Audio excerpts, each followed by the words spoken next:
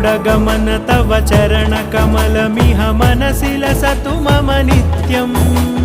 गरुडगमन तव चरणकमलमिह मनसि लसतु मम नित्यम् मनसि लसतु मम नित्यम् मम तापमपाकुरु देव मम पापमपाकुरु देव मम तापमपाकुरु देव मम पापमपाकुरु देव